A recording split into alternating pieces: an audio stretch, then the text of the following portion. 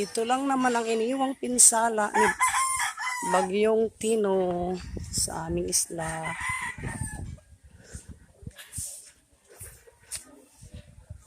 Barangay Suluan Island, ang unang nilandpula ni Tino.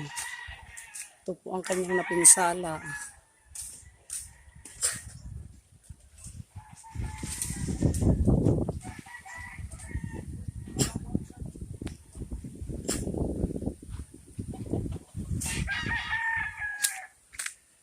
Mga washout na bahay. Yung sa amin, warak. Bahay ng mother-in-law ko, sira. Yan ang bahay namin. Sirang-sira.